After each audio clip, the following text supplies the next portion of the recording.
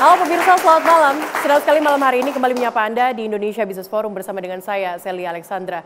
Pemirsa, aksi massa yang berlangsung beberapa hari terakhir berakibat kepada tindakan anarkis. Masyarakat dan pelaku usaha resah akibat hal ini. Pusat perbelanjaan sepi, bahkan hingga tutup. Mau berdagang secara online direduksi. Fitur live di TikTok ini tak bisa beroperasi selama 3 hari. Demo anarkistis, dunia usaha resah, kita saksikan informasi berikut untuk Anda. Demo anarkistis, dunia usaha menangis, kita akan bahas malam hari ini. Saya akan sapa dulu narasumber saya pada malam hari ini. Yang pertama ada Pak Raden Pardede, ekonom dan penasehat senior Menko Perekonomian RI. Selamat malam Pak Raden. Selamat malam Mbak. Baik, saya akan sapa juga ada Ibu Afiliani, Waketum Kadin Bidang Makro Mikro. Selamat malam Bu Afi. Selamat malam Mbak Celia. Kemudian Abdullah Mansuri, Ketua Umum Ikatan Pedagang Pasar Indonesia IKAPI. Selamat malam. Selamat malam. Assalamualaikum warahmatullahi. Kemudian Mas Tengku Rifki, Ekonom LPM FEB UI. Selamat malam. Malam. Kami juga hadirkan untuk Anda pemirsa pelaku usaha. Yang pertama ada Yuni Amelia, pedagang online shop. Selamat malam Mbak Yuni. Malam Mbak. Kemudian juga ada Mas Firman, pedagang UMKM Tanah Abang. Selamat malam. Malam. Oke, saya ke Mas Firman dulu. Mas Firman, ini usahanya apa aja Mas? Saya kebetulan usaha di Pusat Grosir Tanah Abang, Mbak. Oke. Saya berjualan, kita produksi gamis pakaian muslimah. Ya. Oke, ini kan ada aksi massa begitu. Dari minggu kemarin di hari Kamis, apa saja yang terjadi pada Anda dan juga teman-teman yang berada di Tanah Abang kala itu? Ya, kejadian anarkisme yang terjadi kemarin tentunya berdampak, Mbak. Bagi kami pelaku usaha, tentunya kami sebagai pelaku usaha takut untuk membuka toko kami karena memang rangkaian kejadian anarkisme yang dilakukan oleh pendemo, masa aksi, kami takut mungkin kejadian-kejadian yang pernah terjadi mungkin di masa lampau, pernah di era 98 di mana pusat-pusat perbelanjaan dijarah gitu kan, apalagi ada kejadian tokoh-tokoh DPR rumahnya dijarah, tentunya kami sebagai pelaku usaha takut Mbak, ya, dampaknya cukup luar biasa. Kami tutup, pengunjung, kalaupun kami buka, pengunjung nggak ada. Dan banyak pelanggan kami yang mungkin japri saya gitu kan, dia takut untuk datang ke Tanah Abang ke lokasi. Tutupnya itu pas kapan, Mas? Tutup pastinya itu untuk Sabtu mungkin Tanah Abang masih buka setengah hari dan dari pihak pengelola kami diminta untuk tutup karena memang ada ketakutan masa aksi masuk ke dalam pusat perbelanjaan seperti itu. Nah kemudian di hari Minggunya kami benar tutup full karena memang itu dia ketakutan kami yang kita lihat di media sosial, kemudian daripada toko kami dijarah ya udah mungkin lebih baik tutup sementara.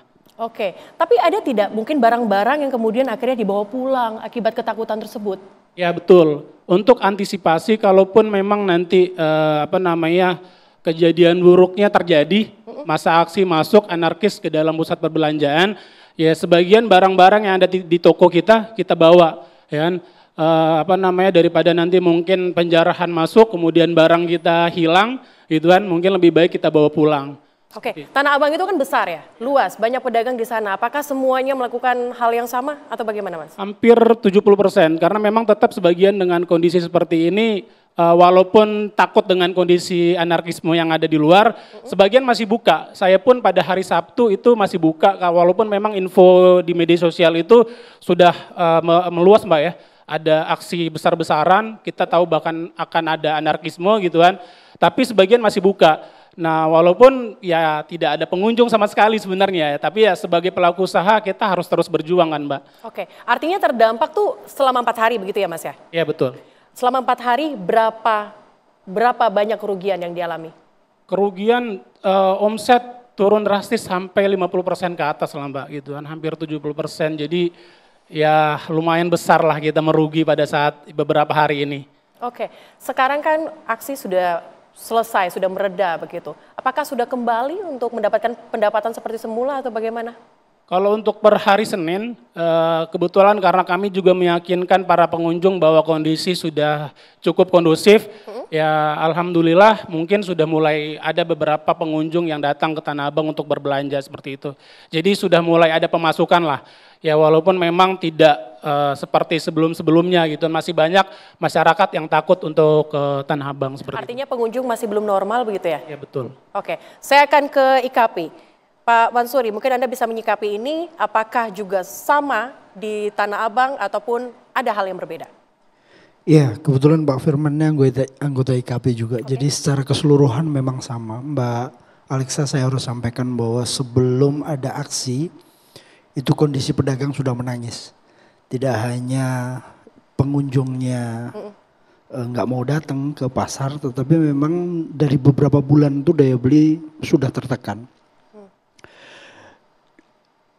Kalau kita lihat ya, dari beberapa bulan kebijakan-kebijakan besar yang kita harapkan bisa masuk ke pasar seperti MBG ya, langsung menyentuh ke pedagang kecil sehingga mereka bisa kembali bergeliat, itu juga kami belum lihat. Penurunan daya beli itu sangat terasa ke kami. Kalaupun ditanya bagaimana kondisi pada saat aksi, ya memang seperti yang disampaikan. Kalau hitungan kami secara nasional 55% sampai 60% secara nasional. Secara nasional? Penurunan omsetnya. Oke, rata-rata itu kalau pedagang yang masuk dalam IKP itu ada di mana saja sih Pak? Pedagang yang masih bisa tawar-menawar di seluruh Indonesia. Walaupun itu berupa mall, kalau masih bisa tawar-menawar, dia masuk dalam kategori anggota IKP. Ada dua klasifikasi, yang basah dan yang kering. Kalau yang kering seperti pecah belah, pakaian, itu penurunan omsetnya gila-gilaan. Apalagi ada kebijakan yang kontroversial juga, tidak boleh live di TikTok sehingga pendapatan online juga menurun drastis. Karena hanya itu upaya, jika offline turun maka online itu menjadi upaya kita terakhir untuk mendapatkan pendapatan. Kalau kita lihat ya dari yang kering ya, yang kering seperti Pak Firman tadi sampaikan, terus pecah belah, itu memang yang awalnya kami punya karyawan, itu sekarang kami sudah pastikan sudah nggak akan mampu punya karyawan lagi. Oke, tapi kalau kita bicara lagi soal 4 hari selama aksi berlangsung, tadi Anda sempat sampaikan bahwa sekitar 55% sampai 60% begitu penurunan yang ada. Tapi kita lihat juga di masyarakat ini muncul panic buying. Ini bagaimana? Apakah memang terjadi juga? Ya, sebelum masuk ke panic buying ya, kekhawatiran kita panic buying karena memang sebelumnya memang terjadi tahun 98. Ini kan menjadi trauma tersendiri bagi kami. Tapi sebelum masuk ke situ, kami ingin menyampaikan sebenarnya pada saat pecah anarkis ya, tanggal hari Jumat, Sabtu, Minggu, itu distribusi hampir seluruhnya stop ya, terhenti. Khususnya beras, memang berhenti 4 hari itu berhenti, dan kami pedagang melaporkan ke kami tidak ada sama sekali distribusi. Kalau distribusi tidak ada, barangnya tidak ada, otomatis kami tidak berjualan. berjualan. Tidak bisa berjualan. Tidak bisa berjualan. Sama Kalaupun sekali. bisa berjualan, kami berjualan stok yang lama, stok yang ada. Dan itu pun pengunjungnya tidak ada karena memang di beberapa titik yang cukup krusial di Jakarta dan beberapa daerah memang ada kekhawatiran pedagang untuk berjualan. Berarti bukan cuma di Jakarta saja? Tidak hanya di Jakarta, di seluruh Indonesia. Khususnya kota-kota yang memang ada aksi cukup kuat ya, cukup santer waktu itu. Itu cukup tinggi. Oke, tapi kalau soal panic buying gimana? Iya, kalau soal panic buying memang ada beberapa pedagang yang karena kondisi ekonominya sudah sulit, mau tidak mau dia, kalau dia cerita mereka cerita ke kami, udahlah Pak Ketum, bismillah aja kita jualan, kalaupun memang sudah takdirnya saya harus terjadi lah, biar terjadi, yang penting anak saya tetap bisa makan untuk besok dan lusa gitu. Jadi ini memang kondisi yang memang dihadapi oleh beberapa pedagang. Beberapa pedagang lain memang memaksa untuk memberhentikan dagangannya dan mengambil barang dagangannya untuk dibawa ke rumah. Oke, untuk antisipasi itu? Antisipasi panic buying. Oke, saya akan ke Ibu Afi. Bu Afi, ini pusat perbelanjaan juga pada tutup, bahkan sepi kalau tadi kita sempat berbicara juga ya. Brand besar juga bahkan mengosongkan store-nya karena ketakutan seperti yang dialami oleh IKP dan juga tadi Mas Firman. Bu Afi secara umum melihat ini bagaimana? Iya, tentu saja ada gangguan ya secara ekonomi pastinya karena begitu ada masalah ini, satu dari supply-nya, kemudian juga demand-nya karena juga ada surat dari Dinas Ketenagakerjaan bahwa supaya working from home. Jadi otomatis ini juga mempengaruhi transaksi di jalan, transaksi transportasi dan lain-lain ya. Tentu saja nih kita harapkan kemarin untung saja nggak lama gitu. Kalau ini lama bisa dampak kepada sektor keuangan ya karena orang jadi nggak bisa bayar cicilan dan itu bisa berdampak pada kredit macet gitu. Nah untung saja ini sudah bisa diselesaikan dan kita melihat sikap pemerintah sangat tegas dalam waktu kemarin ini sehingga sekarang orang sudah mulai normal kembali dan mulai macet lagi gitu. Nah, kita harapkan ini bisa terus. Apa yang menjadi tuntutan masyarakat menurut saya pemerintah harus perhatikan.